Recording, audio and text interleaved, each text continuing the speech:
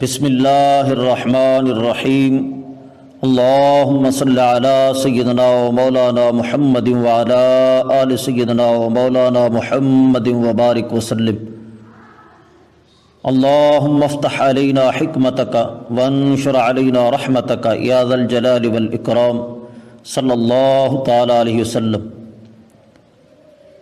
فرض علوم کورس کے ہمارے اسباق چل رہے ہیں اور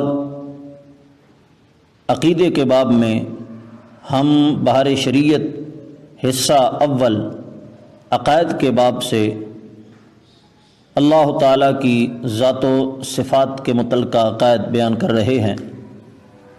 22 عقیدے ہم بیان کر چکے ہیں اور 23واں عقیدہ آج کے درس کے اندر ہم نے پیش کرنا ہے۔ 23واں عقیدہ فرماتے ہیں ہر بھلائی برائی اس نے یعنی اللہ تعالیٰ نے اپنے علم ازلی کے موافق مقدر فرما دی، لکھ دی۔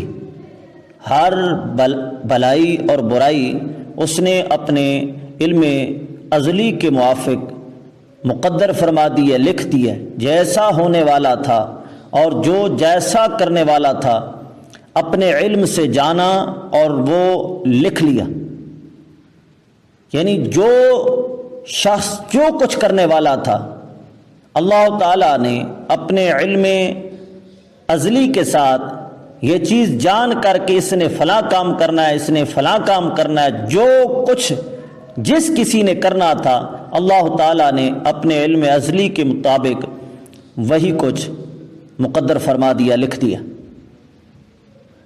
تو یہ نہیں کہ جیسا اس نے لکھ دیا ویسا ہم کو کرنا پڑتا ہے، بلکہ جیسا ہم کرنے والے تھے ویسا اس نے لکھ دیا۔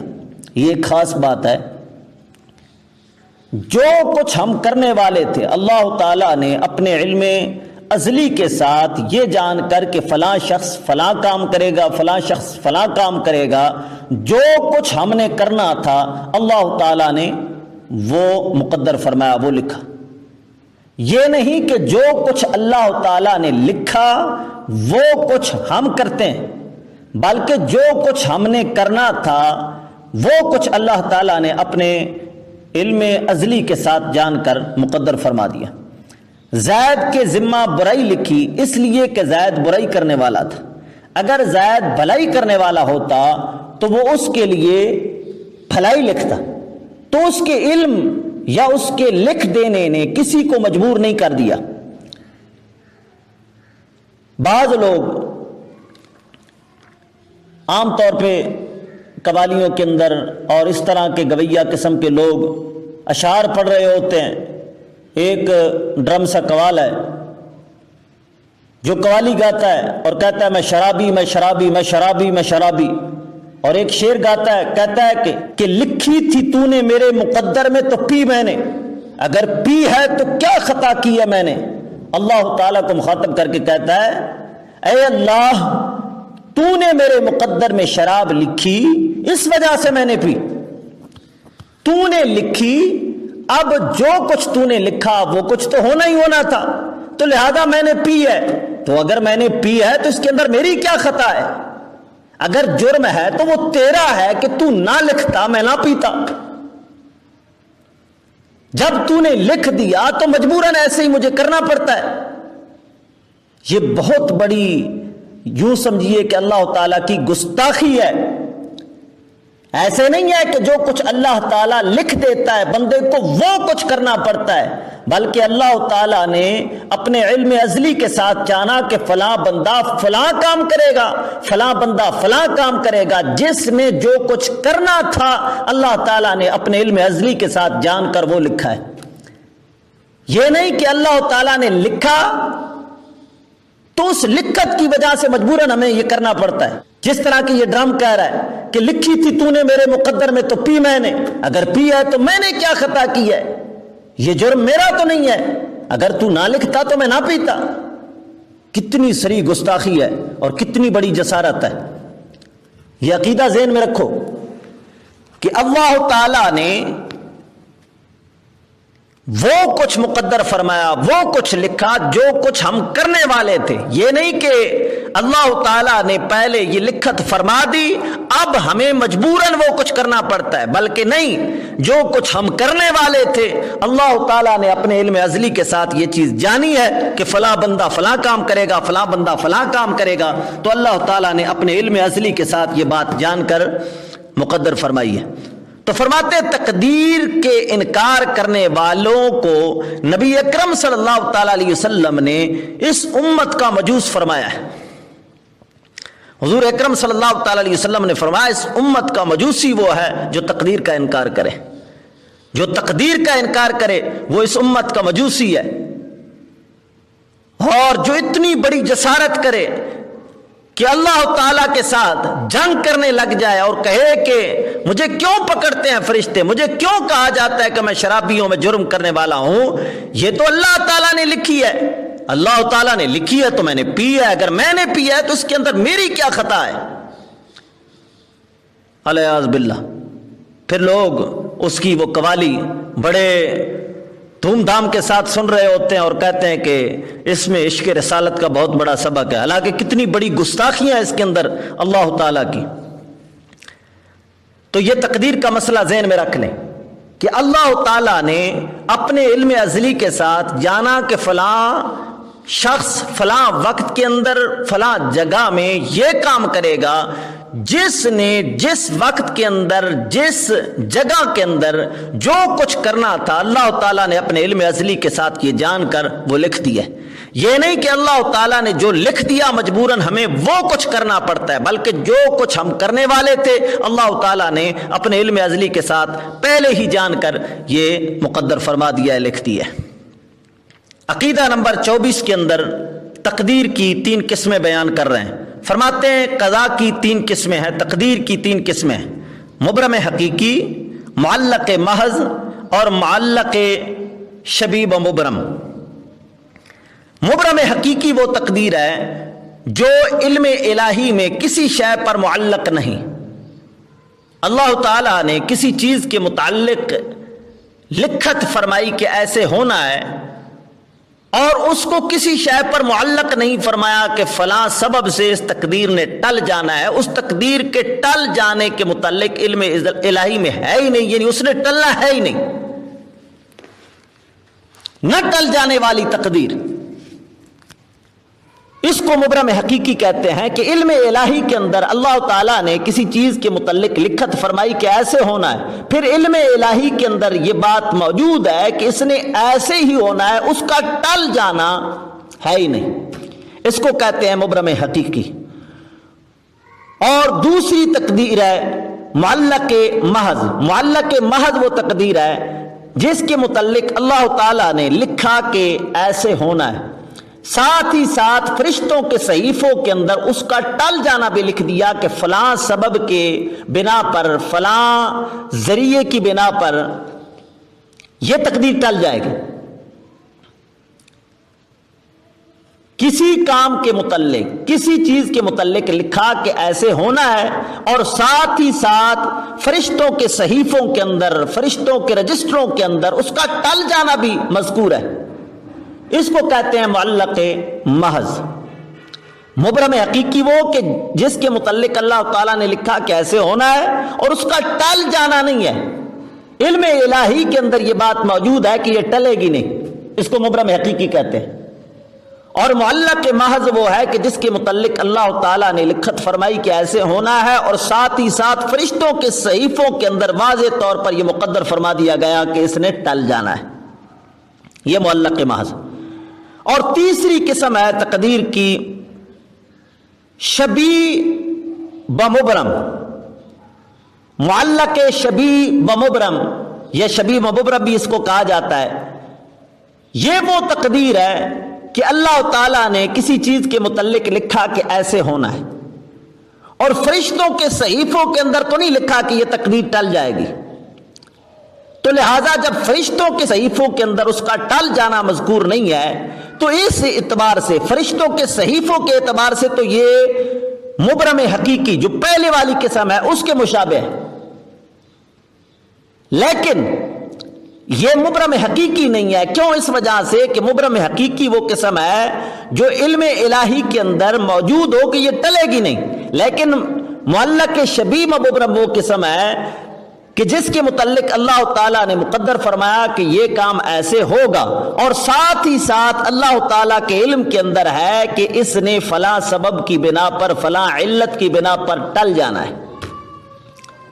تو لہذا یہ فرشتوں کے صحیفوں کے اعتبار سے شبیہ و مبرم ہے، یعنی مبرم کے مشابہ ہے، لیکن اللہ تعالیٰ کے علم کے مطابق یہ معلق ہے،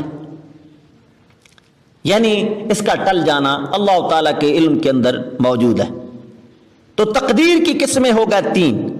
مبرم حقیقی جس کے متعلق اللہ تعالیٰ نے لکھت فرمائی کہ اس نے ایسے ہونا ہے، اور ساتھ ہی ساتھ علم الہی کے اندر یہ بات موجود ہے کہ یہ تقدیر ٹلے گی نہیں.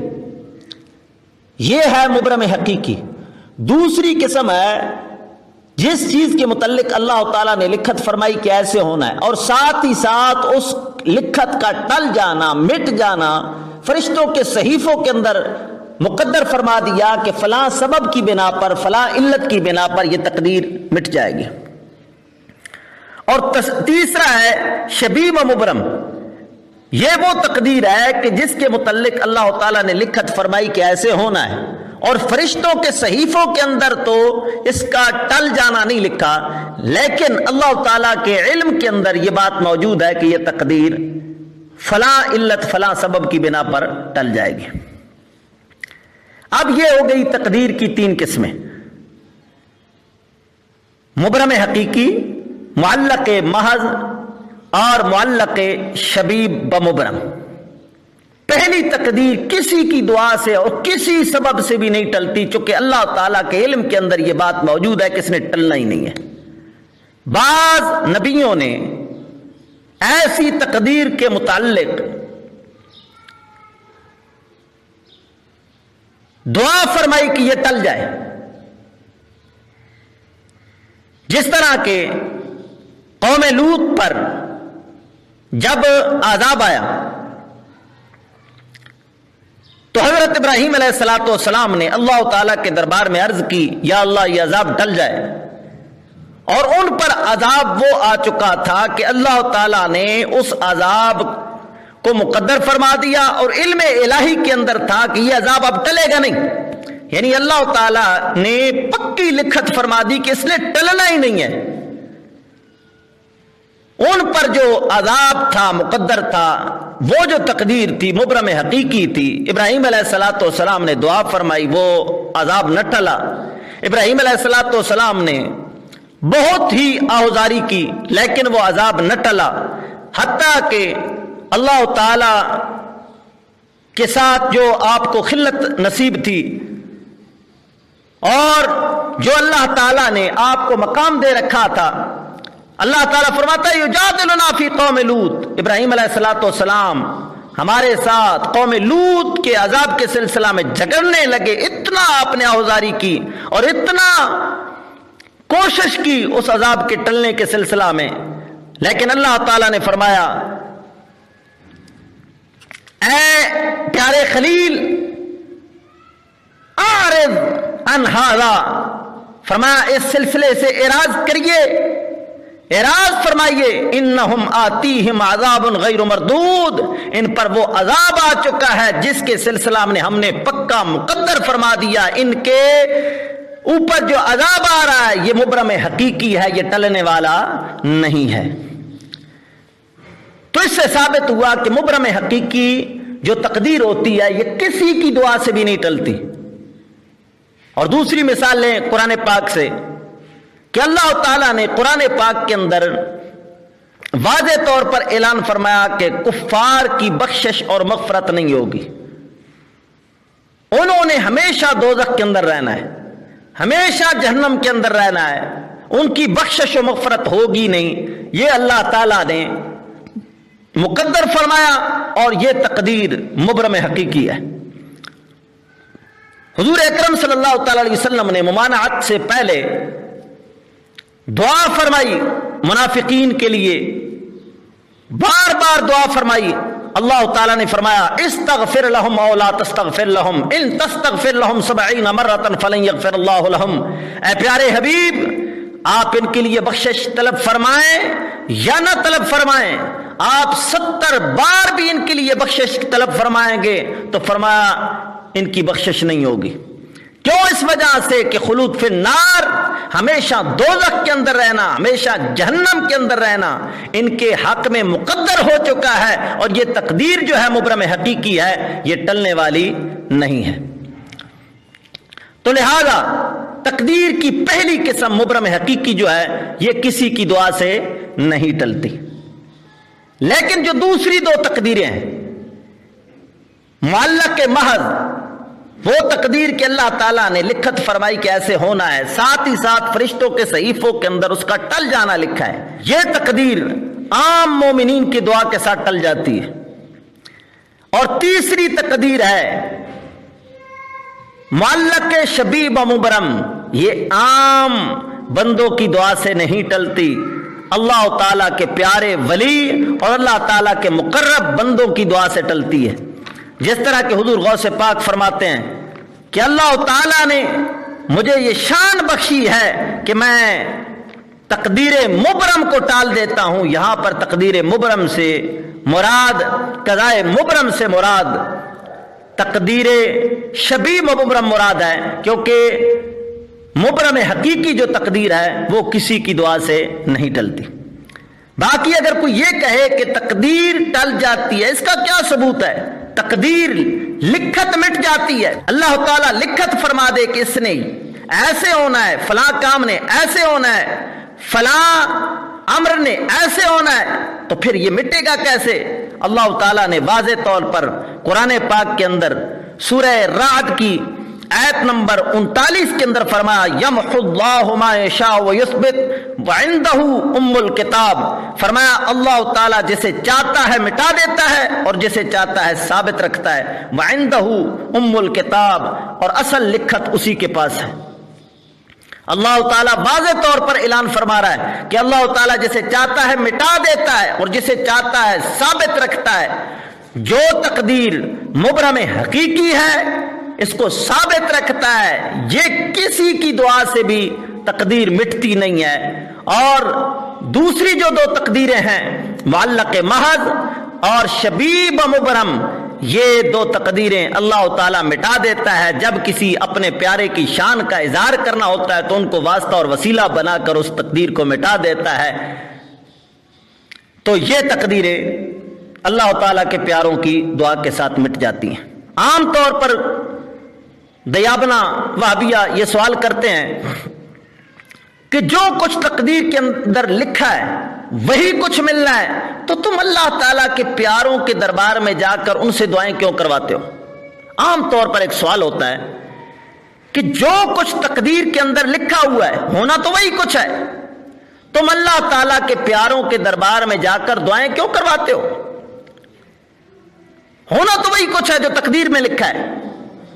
تو ان کا پہلا جواب ہم الزامی دیں گے کہ اگر یہی بات ہے کہ ہونا وہی کچھ ہے جو کچھ تقدیر کے اندر لکھا ہوا ہے اور تمہارا اس تقدیر پر اتنا ایمان ہے، تو میں پوچھتا ہوں کہ کبھی دبئی جاتے ہو رزق کمانے، کبھی جناب سعودیہ جاتے ہو رزق کمانے، کبھی جناب والا انگلینڈ کے اندر رزق کمانے جا رہے ہو، کبھی کس جگہ پہ کبھی کس جگہ پہ، جو کچھ لکھا ہے وہ تو ملنا ہے، لہذا رزق کے پیچھے اتنا کیوں دوڑتے ہو؟ کبھی دبئی جا رہے ہو، کبھی سعودیہ جا رہے ہو، کبھی ہانگ کانگ جا رہے ہو، کبھی جناب والا انگلینڈ کے اندر جا رہے ہو، لندن میں جا رہے ہو۔ جب تقدیر کے اندر جو کچھ لکھا ہوا ہے وہی کچھ ملنا ہے تو یہ کیوں کرتے ہو؟ اگر تم کہو نا وہی کچھ ہے جو کچھ اللہ تعالیٰ نے مقدر فرمایا ہے، لیکن اللہ تعالیٰ نے ہمیں حکم دیا ہے کہ ہم اپنا ہاتھ پاؤں ماریں، اور اگر ہم رزق حلال کے اندر کوشش کریں گے تو اللہ تعالیٰ ہمیں اجر دے گا، اور اگر رزق ہم حرام ذریعے سے کمائیں گے تو اللہ تعالیٰ کی پکڑ ہوگی۔ تو یہ ہمارا ایک امتحان ہے، ہونا وہی کچھ ہے جو کچھ مقدر ہے، لیکن یہ اللہ تعالیٰ نے رزق حلال کمانے کا ہمیں حکم دیا ہے، تو میں کہوں گا کہ ہونا وہی کچھ ہے جو کچھ تقدیر کے اندر لکھا ہوا ہے۔ مبرم حقیقی تقدیر تو ٹلتی ہی نہیں، لیکن جو دوسرے دو تقدیریں ہیں اللہ تعالیٰ نے ان کا ٹالنا مقدر رکھا ہے۔ اور ساتھ ہی ساتھ فرمایا کہ اے ایمان والو، یا ایھا الذین آمنوا اتقوا اللہ وابتغوا الیہ الوسیلہ، وسیلہ تلاش کرو۔ جب وسیلہ تلاش کرو گے تو اللہ تعالیٰ اپنے اس پیارے کے واسطے اور وسیلے سے تمہاری وہ بلا ٹال دے گا۔ تو تقدیر کی تین قسمیں، مبرم حقیقی، معلق محض اور معلق شبیہ مبرم۔ اب کتاب کی جانب آئیے اور ایک عبارت سنیے۔ فرماتے ہیں قضا کی تین قسمیں، مبرم حقیقی کے علم الہی میں کسی شے پر معلق نہیں، اور معلق محض کے صحف ملائکہ میں، فرشتوں کے رجسٹروں میں کسی شے پر اس کا معلق ہونا ظاہر فرما دیا کہ فلاں سبب سے یہ تقدیر ٹل جائے گی، اس کو معلق محض کہتے ہیں۔ اور معلق شبیہ و مبرم کہ صحف ملائکہ میں اس کی تعلیق، اس کا ٹل جانا مذکور نہیں، اور علم الہی میں تعلیق مذکور ہے کہ یہ فلاں سبب سے، فلاں علت سے یہ تقدیر ٹل جائے گی۔ فرماتے ہیں وہ جو مبرم حقیقی ہے، یعنی جو تقدیر کی پہلی قسم ہے مبرم حقیقی، اس کی تبدیل ناممکن ہے، وہ تقدیر بدل نہیں سکتی۔ اکابر محبوبان خدا اگر اتفاقاً، یعنی جان بوجھ کر تو ایسے نہیں کرتے، لیکن اگر اتفاقاً اس بارے میں کچھ عرض کرتے ہیں تو انہیں اس خیال سے واپس فرما دیا جاتا ہے۔ ایک مثال پیش فرماتے ہیں ملائکہ قوم لوط پر عذاب لے کر آئے، سیدنا ابراہیم خلیل اللہ علی نبینا علیہ الصلاۃ والتسلیم کہ رحمت محضہ تھے، محض اللہ تعالیٰ کی رحمت تھے کہ ان کا نام پاک ہی ابراہیم ہے، یعنی اب رحیم، مہربان باپ، ان کا تو نام ہی ہے۔ ان کافروں کے بارے میں اتنے سعی ہوئے، اتنی کوشش فرمانے لگے کہ اپنے رب سے جھگڑنے لگے۔ ان کا رب فرماتا ہے یجادلنا فی قوم لوط، کہ ہم سے جھگڑنے لگا قوم لوط کے بارے میں، یعنی ابراہیم علیہ الصلوۃ والسلام قوم لوط کے عذاب کے سلسلہ میں اللہ تعالیٰ سے مجادلہ فرمانے لگے۔ یہ قرآن عظیم نے ان بے دینوں کا رد فرما دیا ہے۔ یہاں جملہ معترضہ کے طور پر ایک عبارت لا رہے ہیں۔ جملہ معترضہ وہ ہوتا ہے کہ کلام اور چل رہا ہو، ضمناً کوئی بات آ جائے تو اس کے متعلق کوئی بات کر کے پھر اپنے موضوع کی جانب چل پڑنا، تو یہ جو ضمنی بات آ جاتی ہے اس کو جملہ معترضہ کہتے ہیں۔ فرماتے ہیں یہ قرآن عظیم نے ان بے دینوں کا رد فرمایا جو محبوبان خدا کی بارگاہ عزت میں کوئی عزت و وجاہت نہیں مانتے، اور کہتے ہیں کہ اس کے حضور، یعنی اللہ تعالیٰ کے حضور کوئی دم نہیں مار سکتا۔ جس طرح کہ عام دیابنا کہتے ہیں کہ محمد و علی کے پاس کوئی اختیار نہیں ہے، وہ تو ایک زمین کا ذرہ تک نہیں ہلا سکتے۔ فرماتے ہیں حالانکہ ان کا رب عز و جل ان کی وجاہت اپنی برگاہ میں ظاہر فرمانے کو خود ان لفظوں سے ذکر فرماتا ہے کہ ہم سے جھگڑنے لگا قوم لوط کے بارے میں۔ حدیث پاک میں ہے شب معراج حضور اکرم صلی اللہ تعالی وسلم نے ایک آواز سنی، کوئی شخص اللہ تعالیٰ کے ساتھ بہت تیزی اور بلند آواز سے گفتگو کر رہا ہے۔ حضور اکرم صلی اللہ علیہ وسلم نے جبرائیل علیہ السلام سے دریافت فرمایا یہ کون ہے؟ عرض کی موسیٰ علیہ السلام۔ فرمایا اپنے رب سے اتنا تیز ہو کر گفتگو کرتے ہیں؟ عرض کی کہ ان کا رب جانتا ہے کہ ان کے مزاج میں تیزی ہے، یعنی یہ اونچی آواز سے بات کرتے ہیں۔ تو دیکھیں موسیٰ علیہ السلام اللہ تعالیٰ سے اونچا اونچا کلام کر رہے ہیں۔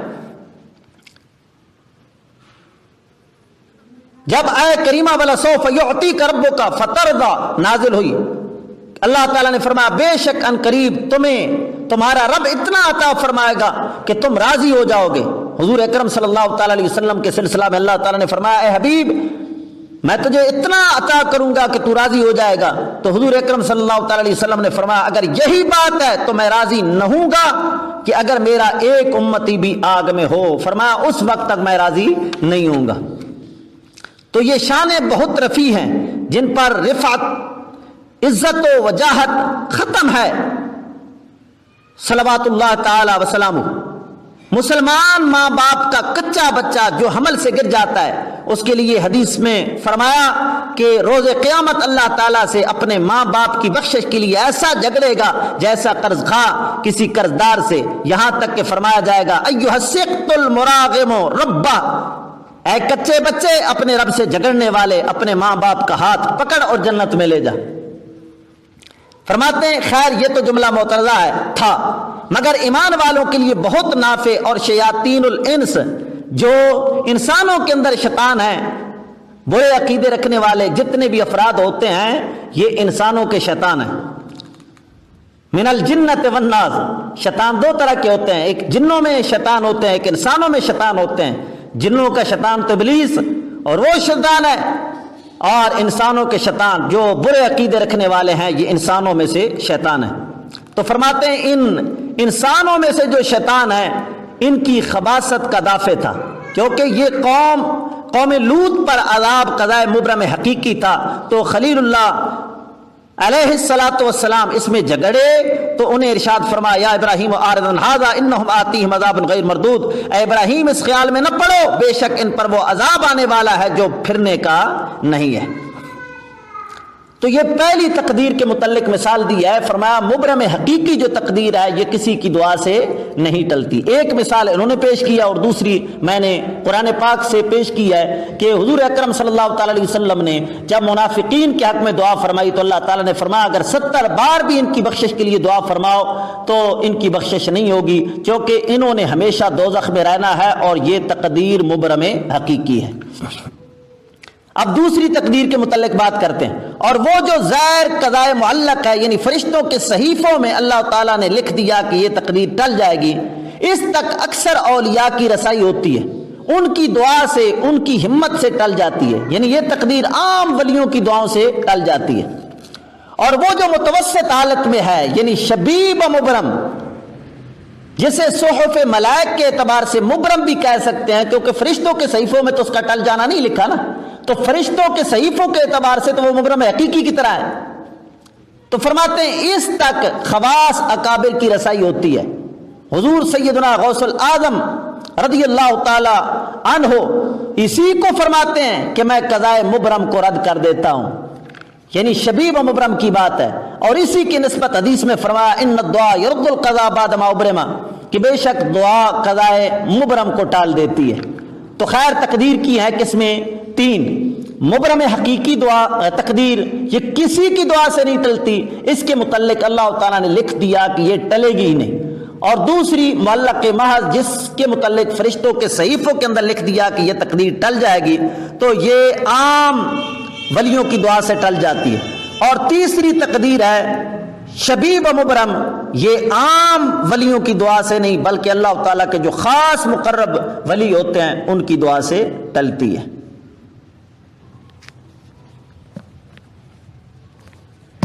اگر کوئی مائی کلام حکومت میں سے ہماری بات کا کوئی توڑ پیش کر دے تو ہمیں بے شک پھانسی دے، توڑ پیش کریں، جو ہم کہہ چکے ہیں اس کا توڑ پیش کریں، ہم خون معاف کرتے ہیں، اور الحمدللہ آپ کو پتہ ہے نہ آج تک کوئی توڑ کر سکا اور نہ کوئی مائی کلام پیدا ہو سکا۔ فضل احمد زندہ باد۔